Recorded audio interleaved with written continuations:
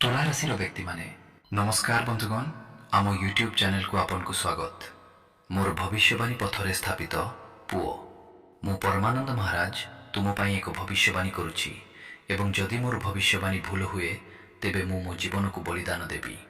ମୁଁ ଏହା କହୁଛି କାରଣ ମୋର ମୋ କଥା ଏବଂ ଶ୍ରୀଜୀଉଙ୍କ ଉପରେ ପୂର୍ଣ୍ଣ ବିଶ୍ୱାସ ଅଛି। ମୁଁ ଜାଣେ ଯେ ମୋର ଶବ୍ଦ କେବେ ଭୁଲ ହୋଇନାହିଁ ଏବଂ ଆଗାମୀ 3 ଦିନ ମଧ୍ୟରେ ତୁମ ଜୀବନରେ ଘଟୁଥିବା ଘଟଣା ନିଶ୍ଚିତ ଭାବରେ ଘଟିବ। ତେଣୁ ଅନ୍ୟ ସବୁ ଛାଡ଼ି ଏହି ଭିଡ଼ିଓକୁ ଶେଷ ପର୍ଯ୍ୟନ୍ତ ଦେଖ ପୁଅ। ତୁମର ଜୀବନ ସମ୍ପୂର୍ଣ୍ଣ ପରିବର୍ତ୍ତନ ହୋଇଯିବ ଏବଂ ଥରେ ତୁମେ ଭିଡ଼ିଓଟିକୁ ଶେଷ ପର୍ଯ୍ୟନ୍ତ ଦେଖିଲା ପରେ ତୁମେ ଆମକୁ ଧନ୍ୟବାଦ ଦେବାକୁ କେବେ ଥକିବ ନାହିଁ।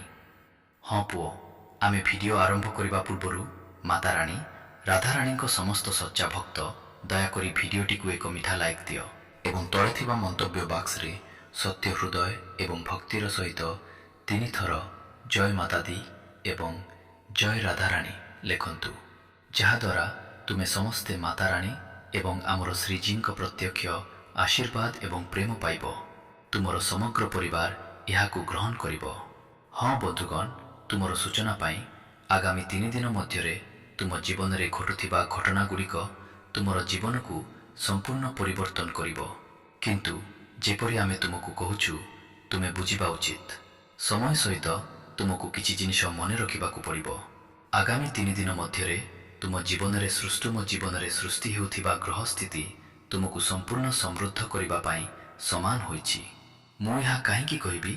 ଏହି ରେଖା କେବଳ ଲାଭ ପାଇଁ। ଏହି ଗ୍ରହ ପରିବର୍ତ୍ତନ ଆପଣଙ୍କ ଜୀବନକୁ ପରିବର୍ତ୍ତନ କରିବା ପାଇଁ ସମାନ ହୋଇଛି ଏବଂ ସେଗୁଡ଼ିକ ତୁମର ପକ୍ଷରେ। ଏବଂ ସେଥିପାଇଁ ବନ୍ଧୁଗଣ, ହୁଏତ ଯଦି ତୁମେ ଏହି ଶୁଭ ସମୟରେ କିଛି ଜିନିଷକୁ ଧ୍ୟାନରେ ରଖ, ତେଣୁ ପୁଅ ତୁମର ଜୀବନ ସମ୍ପୂର୍ଣ୍ଣ ଭାବରେ ପରିବର୍ତ୍ତନ ହେବ ଏବଂ ଦୁନିଆର କୌଣସି ଶକ୍ତି ସେମାନଙ୍କୁ ପରିବର୍ତ୍ତନ ହେବାରୁ ରୋକିପାରିବ ନାହିଁ। କାରଣ ତୁମେ ଏହି ଭିଡ଼ିଓକୁ ଶେଷ ପର୍ଯ୍ୟନ୍ତ ଦେଖିବ। ହଁ ବନ୍ଧୁଗଣ, ଯେଉଁମାନେ ଏହି ଭିଡ଼ିଓକୁ ଶେଷ ପର୍ଯ୍ୟନ୍ତ ଦେଖୁଛନ୍ତି ସେମାନେ ଆଗାମୀ 3 ଦିନ ମଧ୍ୟରେ ସେମାନଙ୍କର ଜୀବନକୁ ସମ୍ପୂର୍ଣ୍ଣ ଭାବରେ ପରିବର୍ତ୍ତନ ହୋଇଥିବା ଦେଖିବେ। ଆମେ ଏହାର ସମ୍ପୂର୍ଣ୍ଣ ଗ୍ୟାରେଣ୍ଟି ଦେଉଛୁ। କିନ୍ତୁ ମୋର କେବଳ ଗୋଟିଏ ସର୍ତ୍ତ ଅଛି। ପୁଅ, ଏହି ଭିଡ଼ିଓରେ ଆମେ ତୁମକୁ ଯାହା କହିବାକୁ ଯାଉଛୁ, ଆମେ ଯେକୌଣସି ସମାଧାନ ଦେବାକୁ ଯାଉଛୁ, ତୁମେ ସେଗୁଡ଼ିକୁ ତୁମର ଜୀବନରେ କେବଳ ଥରେ ପ୍ରୟୋଗ କର। ତାପରେ ପୁଅ, ତୁମର ଜୀବନ ଏପରି ଭାବରେ ପରିବର୍ତ୍ତନ ହେବ ଯାହା ତୁମେ କେବେ କଳ୍ପନା କରିନଥିଲ। ତୁମର ସୂଚନା ପାଇଁ ଆଗାମୀ 3 ଦିନ ମଧ୍ୟରେ ରାହୁ ଏବଂ କେତୁ ଉଭୟ ତୁମର ସମସ୍ତ କୁଣ୍ଡଳୀରେ ବହୁତ ଲାଭଦାୟକ ସ୍ଥିତିରେ ରହିବେ। ରାହୁ ଏବଂ କେତୁଙ୍କ ପ୍ରଭାବ ଯୋଗୁଁ ତୁମର ସମସ୍ତ କୁଣ୍ଡଳୀରେ ଏକ ଦିବ୍ୟ ରାଜଯୋଗ ସୃଷ୍ଟି ହେବ ଏବଂ ରାହୁ ଏବଂ କେତୁଙ୍କ ଯୋଗୁଁ ତୁମର ଶତ୍ରୁମାନେ ମଧ୍ୟ ନଷ୍ଟ ହୋଇଯିବେ। କାରଣ ବନ୍ଧୁକ କିଛି ସୁରକ୍ଷା ଗ୍ରହ ମଧ୍ୟ ଅଛି, କିନ୍ତୁ ସେମାନେ ଏବେ ତୁମର ପକ୍ଷରେ ଆସିଛନ୍ତି। ସେମାନଙ୍କ ଯୋଗୁଁ ତୁମର ଶତ୍ରୁମାନେ ଯେଉଁମାନେ ତୁମକୁ ନଷ୍ଟ କରିବାକୁ ଚାହୁଁଥିଲେ ସେମାନେ ଧ୍ୱଂସ ହେବାକୁ ଯାଉଛନ୍ତି। କିନ୍ତୁ ପୁଅ, ତୁମକୁ କିଛି ଗୁରୁତ୍ୱପୂର୍ଣ୍ଣ କାର୍ଯ୍ୟ କରିବାକୁ ପଡ଼ିବ, କିଛି ଗୁରୁତ୍ୱପୂର୍ଣ୍ଣ ପଦକ୍ଷେପ ନେବାକୁ ପଡ଼ିବ। ତେଣୁ ପୁଅ, ଭିଡ଼ିଓଟିକୁ ଧ୍ୟାନର ସହିତ ଦେଖ। ତୁମର ସୂଚନା ପାଇଁ ରାହୁ ଏବଂ କେତୁ ସହିତ ମଙ୍ଗଳ ଏବଂ ବୁଧ ଗ୍ରହ ତୁମର ସମସ୍ତ ରାଶିରେ ବିପର୍ଯ୍ୟୟ ଘଟାଇବାକୁ ଯାଉଛନ୍ତି। ହଁ ବନ୍ଧୁଗଣ, ମଙ୍ଗଳ ଏବଂ ବୁଧ ତୁମର ସମସ୍ତ ରାଶିରେ ଶୁଭତା ଆଣିବାକୁ ଯାଉଛନ୍ତି। ମଙ୍ଗଳ ତୁମର ବୁଦ୍ଧି ଏବଂ ଚିନ୍ତା କ୍ଷମତାକୁ ବୃଦ୍ଧି କରିବ ଏବଂ ବୁଧ ବନ୍ଧୁଗଣ ତୁମର ଜୀବନରେ କଠିନ ପରିଶ୍ରମ ଦ୍ୱାରା ଅର୍ଜିତ ଆଶୀର୍ବାଦ ଆଣିବ। ଅନ୍ୟ ଶବ୍ଦରେ ବନ୍ଧୁଗଣ, ରାଜଯୋଗ ସହିତ ଧନଯୋଗ ଏବଂ ସୁଖ ସମ୍ପତ୍ତି ଯୋଗ ମଧ୍ୟ ତୁମର ଜୀବନରେ ସୃଷ୍ଟି ହେବାକୁ ଯାଉଛି। ବନ୍ଧୁଗଣ, ଏପରି ଜୀବନ ସମସ୍ତଙ୍କ ଜୀବନ କାଳରେ ହୁଏ ନାହିଁ। ସମସ୍ତଙ୍କର ଏପରି ଭାଗ୍ୟ ଥାଏ ନାହିଁ। ବନ୍ଧୁଗଣ, ଯେଉଁମାନଙ୍କ ଜୀବନରେ ଏପରି ଗ୍ରହ ପରିବର୍ତ୍ତନ ହୁଏ ସେମାନେ ବହୁତ ଭାଗ୍ୟବାନ। ଆଉ ବନ୍ଧୁଗଣ, ତୁମେ ଆଗାମୀ 3 ଦିନ ମଧ୍ୟରେ ଲକ୍ଷ ଲକ୍ଷ ଲୋକଙ୍କ ମଧ୍ୟରୁ ଜଣେ ହୋଇଯିବ ଯେଉଁମାନେ ମହାନ ଉଚ୍ଚତାରେ ପହଞ୍ଚିବେ। ବନ୍ଧୁଗଣ, ଆଗାମୀ 3 ଦିନ ମଧ୍ୟରେ ତୁମେ ନିଜ ଘରର ଆରାମରୁ ରାଜା ହୋଇଯିବେ। ତୁମର ଜୀବନରେ ଯାହା ବି ସ୍ୱପ୍ନ ଅଛି ସେହି ସ୍ୱପ୍ନ ସତ ହେବାକୁ ଯାଉଛି। ତାହା ଧନ, ଘର, ଗାଡ଼ି, ବଙ୍ଗଳା, ଟଙ୍କା, ପ୍ରେମ କିମ୍ବା ଏପରି କିଛି ଯାହା ବିଷୟରେ ତୁମେ କାହାକୁ କହିନାହଁ। ବନ୍ଧୁଗଣ, ସେହି ଇଚ୍ଛା ପୂରଣ ହେବାକୁ ଯାଉଛି। ବନ୍ଧୁଗଣ, ବନ୍ଧୁଗଣ, ତୁମର ସୂଚନା ପାଇଁ ତୁମେ ଭଲ ଭାବରେ ଜାଣ ଯେ ମଙ୍ଗଳ, ଯାହା ତୁମ ସମସ୍ତଙ୍କ ପ୍ରତି ଦୟାଳୁ, ତାହା ସିଧାସଳଖ କେଉଁ ସହିତ ଜଡ଼ିତ? ଏହା ମଙ୍ଗଳର ଦେବତା ଅର୍ଥାତ୍ ଶକ୍ତିଶାଳୀ ହନୁମାନଙ୍କ ସହିତ ଜଡ଼ିତ। ମଙ୍ଗଳବାର ଦିନ ଶକ୍ତିଶାଳୀ ହନୁମାନଙ୍କ ପାଇଁ ସମର୍ପିତ। ସେହିପରି ବନ୍ଧୁଗଣ, ମଙ୍ଗଳ ସିଧାସଳଖ ଶକ୍ତିଶାଳୀ ହନୁମାନଙ୍କ ସହିତ ଜଡ଼ିତ। ଏବଂ ପୁଅ, ଏଥର ହନୁମାନଙ୍କ ଆଶୀର୍ବାଦ ସମ୍ପୂର୍ଣ୍ଣ ଭାବରେ ତୁମ ସମସ୍ତଙ୍କ ଉପରେ ରହିବ। ସେଗୁଡ଼ିକୁ ଗ୍ରହଣ କରିବା ପାଇଁ ତୁମକୁ କେବଳ କିଛି କଥା ମନେ ରଖିବାକୁ ପଡ଼ିବ। କିଛି କଥା ମନେ ରଖିବାକୁ ପଡ଼ିବ।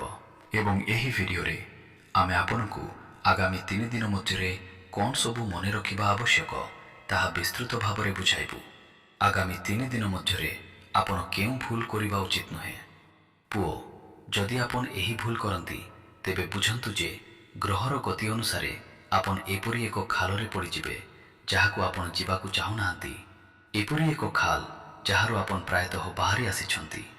ଏଥିପାଇଁ ଆପଣଙ୍କୁ ମାସ, ବର୍ଷ ଲାଗିଲା ଏବଂ ଅନେକ ଲୋକ ବାହାରକୁ ଯିବା ସମୟରେ ସବୁକିଛି ହରାଇଲେ। କିନ୍ତୁ ବନ୍ଧୁଗଣ, ଆପଣଙ୍କ ଜୀବନ ପରିବର୍ତ୍ତନ ହେବାକୁ ଯାଉଛି। ଆପଣଙ୍କ ସମୟ ଆସିଗଲା ପୁଅ। ସେମାନେ କୁହନ୍ତି ଯେ ଭଗବାନ ସମସ୍ତଙ୍କୁ ଏକ ସୁଯୋଗ ଦିଅନ୍ତି ଏବଂ ଆପଣ ପୂର୍ବରୁ ସେହି ସୁଯୋଗ ପାଇସାରିଛନ୍ତି।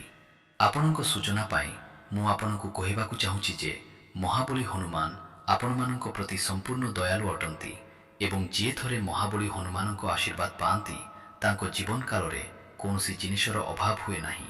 ଧୀରେ ଧୀରେ ସବୁକିଛି ଠିକ୍ ହେବାକୁ ଆରମ୍ଭ କରେ। କିନ୍ତୁ ଏଥିପାଇଁ ମଧ୍ୟ ସେମାନଙ୍କୁ କିଛି ନିୟମ ପାଳନ କରିବାକୁ ପଡ଼ିବ। ହଁ ପୁଅ, ସେଥିପାଇଁ ତୁମକୁ ଆଗାମୀ 72 ଘଣ୍ଟା ମଧ୍ୟରେ କିଛି ଜିନିଷ ପ୍ରତି ବିଶେଷ ଧ୍ୟାନ ଦେବାକୁ ପଡ଼ିବ ଏବଂ କିଛି ଭୁଲ କରିବାରୁ ବଞ୍ଚିବାକୁ ପଡ଼ିବ। ହଁ ବନ୍ଧୁଗଣ, ଆମେ ତୁମକୁ ଏହି କଥାଗୁଡ଼ିକ ବାରମ୍ବାର କହୁଛୁ, ଯାହାଦ୍ୱାରା ତୁମେ ଭିଡ଼ିଓଟିକୁ ଶେଷ ପର୍ଯ୍ୟନ୍ତ ଧ୍ୟାନର ସହିତ ଦେଖିବ। ଏହି ଭିଡ଼ିଓ ବିନା କାରଣରେ ତିଆରି ହୋଇନାହିଁ। ତୁମର ପ୍ରତ୍ୟେକ ରାଶିଫଳ ଏବଂ ଗ୍ରହ ପରିବର୍ତ୍ତନର ସମ୍ପୂର୍ଣ୍ଣ ବିଶ୍ଳେଷଣ କରାଯାଇଛି। ଅନେକ ଲୋକ ମନ୍ତବ୍ୟ ବିଭାଗରେ ମନ୍ତବ୍ୟ ଦିଅନ୍ତି, ଗୁରୁଜୀ, ଆମେ କଠିନ ପରିଶ୍ରମ କରୁ, ଆମେ ପ୍ରୟାସ କରୁ, କିନ୍ତୁ ଆମେ ଇଚ୍ଛିତ ଫଳାଫଳ ପାଆନ୍ତି ନାହିଁ।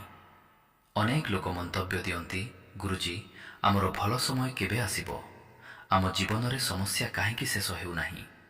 ଏସବୁ ପଛରେ କାରଣ କ'ଣ? ଯେ ଆମେ ବାରମ୍ବାର ସଫଳତାର ଶିଖିଖରରେ ପହଞ୍ଚିଥାଉ କିନ୍ତୁ ସେଠାରେ ରହିପାରୁନାହୁଁ। ମାତ୍ର କିଛି ମାସ ମଧ୍ୟରେ ଆମ ଜୀବନ ଓଲଟାରୁ ଖରାପାରକୁ ଗତି କରିପାରେ। ଆମ ଜୀବନରେ ଏପରି ଘଟଣା କାହିଁକି ଘଟେ? ତେଣୁ ପୁଅ, ଧ୍ୟାନ ଦେଇ ଶୁଣ। ଏସବୁର କାରଣ ତୁମର ଭାଗ୍ୟ ନୁହେଁ, ବରଂ ଏହା ତୁମର ଭୁଲ, ତୁମର ଗ୍ରହର ଗତି। ହଁ ପୁଅ, ଯେତେବେଳେ ଏକ ଗ୍ରହ ଶୁଭ ହୋଇଥାଏ ଜଣେ ବ୍ୟକ୍ତିଙ୍କ ଜୀବନ ଡେଇଁ ଡେଇଁ ଆଗକୁ ବଢ଼େ। ତୁମେ ପ୍ରାୟତଃ ଏପରି ଜଣେ ବ୍ୟକ୍ତିଙ୍କୁ ଦେଖିଛ ଯିଏ ଭଲ ସମୟ ବିତାଉଛନ୍ତି। ଯେଉଁ ବ୍ୟକ୍ତିଙ୍କ ଗ୍ରହର ଗତି ଅନୁକୂଳ ଏବଂ ସେମାନେ ଡେଇଁ ଡେଇଁ ଆଗକୁ ବଢ଼ନ୍ତି,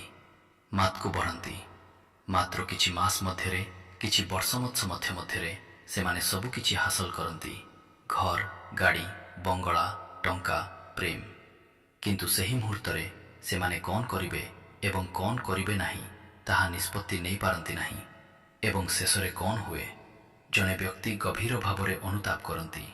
ସେମାନେ ଏଥିପାଇଁ ଅନୁତାପ କରନ୍ତି, କିନ୍ତୁ ସେମାନେ କେବଳ ସେତେବେଳେ ଅନୁତାପ କରନ୍ତି ଯେତେବେଳେ ସେମାନଙ୍କ ପାଖରେ ସମୟ ନଥାଏ। ସେଥିପାଇଁ ପୁଅ, ତୁମେ ମଧ୍ୟ ତୁମର ଜୀବନରେ ଏହି ଜିନିଷଗୁଡ଼ିକ ପ୍ରତି ସଚେତନ ରହିବା ଉଚିତ। ଏହି ଘଟଣା କେବଳ ଜଣେ ବ୍ୟକ୍ତିଙ୍କ ସହିତ ନୁହେଁ, ବରଂ ଅନେକଙ୍କ ସହିତ ଘଟିଛି। ଏବଂ ଆପଣଙ୍କ ମଧ୍ୟରୁ କେହି ଜଣେ ଏପରି ଅନୁଭବ କରିଥିବେ ଯିଏ ଏହି ପରିସ୍ଥିତିର ସମ୍ମୁଖୀନ ହୋଇଥିବେ। ଆପଣ ଯେତେବେଳେ କାମ କରୁଥିଲେ, ଭଲ ଦରମା ପାଉଥିଲେ, ସେତେବେଳେ ବହୁତ ଭଲ ସମୟ ଆସିଥିଲା। ଯଦି ଆପଣ ବ୍ୟବସାୟ କରୁଥିଲେ, ତେବେ ଆପଣଙ୍କ ବ୍ୟବସାୟ ବଢ଼ିଥିଲା। ଆପଣ ଲକ୍ଷ ଲକ୍ଷ ନୁହେଁ, ଲାଭ ଅମଳ କରୁଥିଲେ। ପ୍ରକୃତରେ ବନ୍ଧୁଗଣ, କେତେବେଳେ ଆପଣ ଗୋଟିଏ ମାସରେ 4 କିମ୍ବା 5 ମାସର ଆୟ କରିଥିଲେ। କିନ୍ତୁ ପୁଅ, ଏପରି ସମୟ ଆସିଥିଲା, ଗ୍ରହ ପରିବର୍ତ୍ତନ ହୋଇଥିଲା ଏବଂ ଆପଣଙ୍କ ଜୀବନରେ କିଛି ଭୁଲ ଯୋଗୁଁ ଆପଣ ଧୀରେ ଧୀରେ ପଛରେ ପଡ଼ିଗଲେ। କିନ୍ତୁ ପୁଅ, ଏବେ ଆପଣଙ୍କ ଜୀବନରେ ପୁଣି ଏକ ସୁଯୋଗ ଆସିଛି। ଆପଣ ପୁଣି ଥରେ ଉପରକୁ ଉଠିବାକୁ ଯାଉଛନ୍ତି।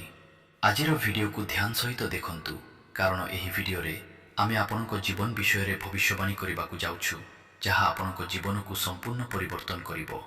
ମୋର ଭବିଷ୍ୟବାଣୀ ପଥରରେ ସ୍ଥିର।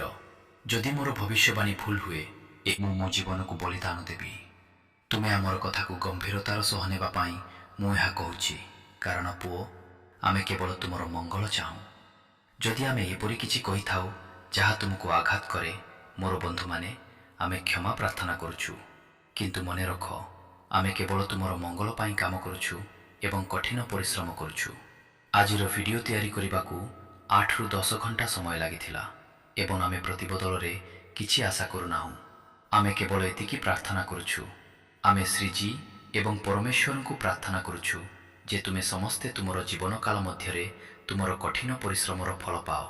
ତୁମେ ଯେଉଁ କ୍ଷେତ୍ରରେ ଏତେ ପରିଶ୍ରମ କରିଛ, ସେଥିରେ ତୁମର ଉନ୍ନତି ହେଉ। ଆମେ ପ୍ରତିବଦଳରେ କିଛି ଆଶା କରୁନାହୁଁ। କେବଳ ଆମର କଠିନ ପରିଶ୍ରମକୁ ବୁଝ ଏବଂ ଏହି ଭିଡ଼ିଓକୁ ଏକ ମିଠା ଲାଇକ୍ ଦିଅ ଏବଂ ତଳେ ଥିବା ମନ୍ତବ୍ୟ ବିଭାଗରେ ଧନ୍ୟବାଦ ଗୁରୁଜୀ ଲେଖ। ଏହା ଆମ ହୃଦୟକୁ ଆନନ୍ଦରେ ଭରିଦେବ। ତେଣୁ ଆସନ୍ତୁ ଭିଡ଼ିଓର ମୁଖ୍ୟ ବିଷୟକୁ ଫେରିଯିବା। ବନ୍ଧୁଗଣ, ଆପଣଙ୍କ ସୂଚନା ପାଇଁ ଆଗାମୀ 3 ଦିନ ଆପଣଙ୍କ ପାଇଁ ସାଧାରଣ ସମୟ ନୁହେଁ। ଏହି ସମୟ କେବଳ ଭାଗ୍ୟବାନମାନଙ୍କ ପାଇଁ ଉପଲବ୍ଧ। ଆପଣ ଅନେକ ଲୋକଙ୍କୁ 108 ହବନ କରୁଥିବା, ବିଭିନ୍ନ ତୀର୍ଥଯାତ୍ରା କରୁଥିବା ଏବଂ ବିଭିନ୍ନ ପୂଜାପାଠ କରୁଥିବାର ଦେଖିଥିବେ। କେବଳ ସେତେବେଳେ ସେମାନଙ୍କ ଜୀବନରେ ଏପରି ସମୟ ଆସେ, ଏପରି ଗ୍ରହ ପରିକ୍ରମଣ ସୃଷ୍ଟି ହୁଏ। ହଁ ପୁଅ, ଯଦି ଆପଣଙ୍କ କୁଣ୍ଡଳୀରେ ରାହୁ ଏବଂ କେତୁ ପ୍ରସନ୍ନ ଅଛନ୍ତି, ତେବେ ଏହାର ଅର୍ଥ ନୁହେଁ ଯେ ଆପଣ କିଛି ଛୋଟ କିମ୍ବା ନଗଣ୍ୟ କାମ କରିଛନ୍ତି। ଏହାର ଅର୍ଥ ହେଉଛି ଆପଣ ଆପଣଙ୍କ ଶତ୍ରୁମାନଙ୍କୁ ପରାସ୍ତ କରିଛନ୍ତି। ଆପଣଙ୍କ କଠିନ ପରିଶ୍ରମ ଏବଂ କାର୍ଯ୍ୟ ଦ୍ୱାରା ଆପଣ ଈଶ୍ୱରଙ୍କ ଦୃଷ୍ଟିରେ ଏକ ସଫଳତା ହାସଲ କରିଛନ୍ତି, ଯାହା ପ୍ରତ୍ୟେକ ମଣିଷ ହାସଲ କରିପାରିବେ ନାହିଁ। ହଁ ପୁଅ, ଯଦି ଆମେ ଆପଣଙ୍କ ପ୍ରଶଂସା ଗାନ କରୁ, ତେବେ କେବଳ ଗୋଟିଏ ଘଣ୍ଟା ନୁହେଁ, ବରଂ ଏକ ସମ୍ପୂର୍ଣ୍ଣ ଦିନ ବିତିଯିବ। କିନ୍ତୁ ପୁଅ, ଆସନ୍ତୁ ଆମେ ଆପଣଙ୍କୁ କହିବା ଯେ ଅତୀତରେ ଆପଣ ଏତେ କଠିନ ପରିଶ୍ରମ କରିଛନ୍ତି, ଏତେ ପରିଶ୍ରମ କରିଛନ୍ତି ଯେ ତୁମେ ଯେତେ କଷ୍ଟ କିମ୍ବା ଦୁଃଖ ଅନୁଭବ କର, ତୁମେ ତାହା କାହା ସହିତ ବାଣ୍ଟିବ ନାହିଁ। ତୁମେ ତୁମର ଦୁଃଖ ଏବଂ ଦୁଃଖକୁ ନିଜ ଭିତରେ ଚାପି ରଖିବ। ବନ୍ଧୁଗଣ, ତୁମେ ତୁମର ପରିବାର ପାଇଁ ନିଜକୁ ବଳିଦାନ ଦେଇଛ। ଯେତେବେଳେ ପ୍ରେମର କଥା ଆସେ, ତୁମେ କେବେ ପଛକୁ ହଟିବ ନାହିଁ। କିନ୍ତୁ ଅତୀତରେ ତୁମ ସହିତ ପ୍ରାୟତଃ ଏହା ଘଟିଛି। ଯେଉଁମାନଙ୍କ ପାଇଁ ତୁମେ ସବୁକିଛି ତ୍ୟାଗ କରିଛ, ତୁମେ ସେମାନଙ୍କ ପାଇଁ ସେଠାରେ ଅଛ ଯାହାଙ୍କ ପାଇଁ ତୁମେ ରାତି ଏବଂ ଦିନ ବିତାଇଛ।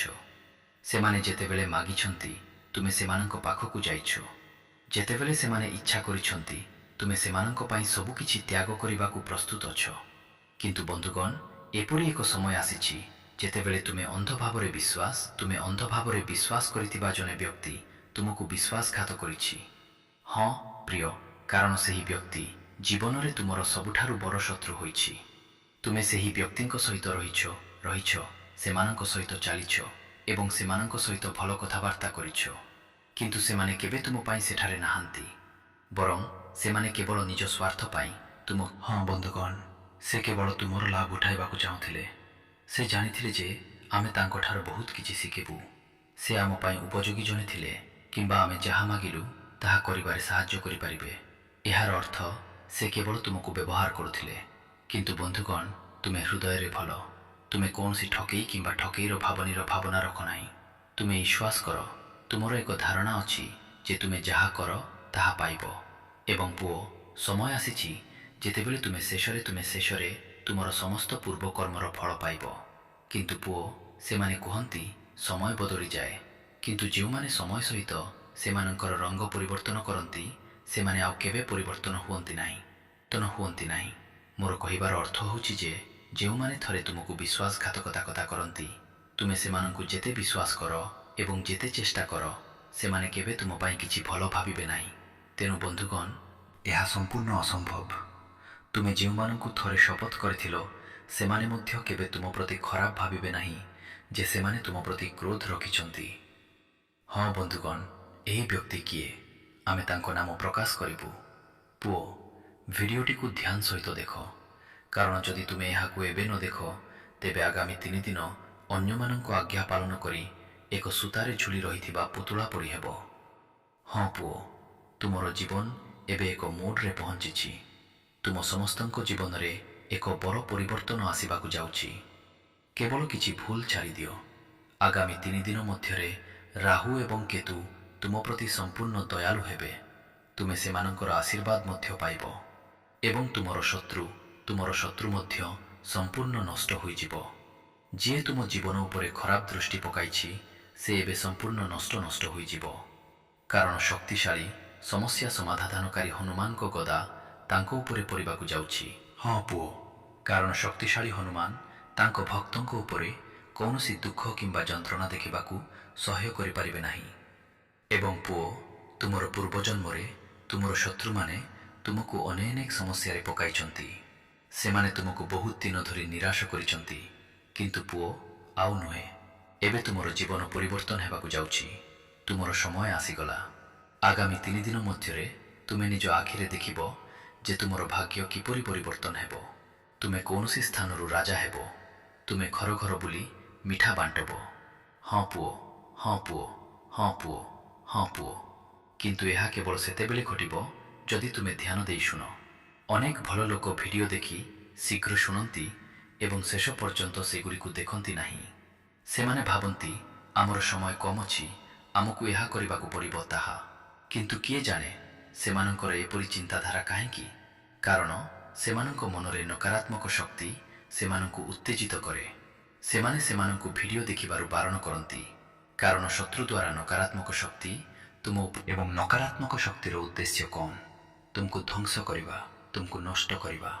କିନ୍ତୁ ଯଦି ତୁମେ ଠିକ୍ ସମୟରେ ସଠିକ୍ କାର୍ଯ୍ୟ କର ତେବେ ତୁମେ ରକ୍ଷା ପାଇବ। ନକାରାତ୍ମକ ଶକ୍ତି କେବଳ ତୁମକୁ ଧ୍ୱଂସ କରିବାକୁ ଚାହେଁ।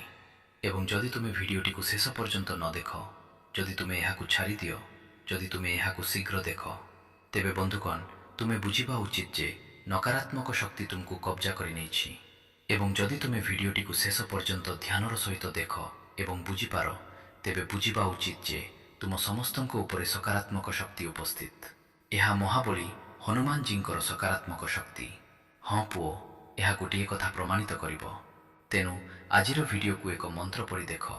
କାରଣ ପୁଅ, ଆଗାମୀ 3 ଦିନ ମଧ୍ୟରେ ମହାବଳୀ ହନୁମାନଜୀଙ୍କ ଆଶୀର୍ବାଦ ସହିତ ମଙ୍ଗଳ ଏବଂ ବୁଧ ଉଭୟ ତୁମର କୁଣ୍ଡଳୀରେ ତୁମ ସମସ୍ତଙ୍କ ଉପରେ ମହାନ ଆଶୀର୍ବାଦ ବର୍ଷା କରିବେ। ହଁ ପୁଅ, ଏବଂ ତୁମର ସୂଚନା ପାଇଁ ମଙ୍ଗଳ ତୁମର ଲାଭ ଘରେ ଗମନ କରିବାକୁ ଯାଉଛି ଏବଂ ବୁଧ ମଧ୍ୟ ତା ସହିତ ରହିବ। ଆଉ ବନ୍ଧୁଗଣ, ରାହୁ ଏବଂ କେତୁ ସବୁବେଳେ ତୁମ ପ୍ରତି ଶତ୍ରୁତା କରି ଆସିଛନ୍ତି। ସେମାନେ କୁଟୀର ଚାଲ ଖେଳିଛନ୍ତି। କିନ୍ତୁ ଏବେ ପୁଅ, ଏହା ଦେଖାଯାଉଛି ଯେ ରାହୁ ଏବଂ କେତୁର ପ୍ରଭାବ ତୁମ କୁଣ୍ଡଳୀରେ ସକାରାତ୍ମକ ହେବାକୁ ଯାଉଛି। ତୁମ ଜୀବନରେ କେବଳ 3 ଜଣଙ୍କୁ ଛାଡ଼ିଦିଅ। ସେମାନଙ୍କଠାରୁ ଦୂରତା ରଖ ପୁଅ, ଏବଂ ଏହି 3 ଜଣଙ୍କ ଜୀବନ ସମ୍ପୂର୍ଣ୍ଣ ବିପର୍ଯ୍ୟୟଜନକ ହେବ।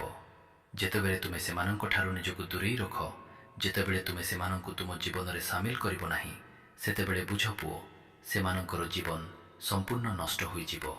କାରଣ ଏହି ଗ୍ରହ ତୁମର ଅସହାୟତାର ସୁଯୋଗ ନେଉଛି। ଏହା ତୁମର ଦାରିଦ୍ର୍ୟର ସୁଯୋଗ ନେଉଛି। ଏହା ତୁମର ଦୁର୍ବଳତାର ସୁଯୋଗ ନେଉଛି। ଏହା ତୁମର ସରଳତାର ସୁଯୋଗ ନେଉଛି।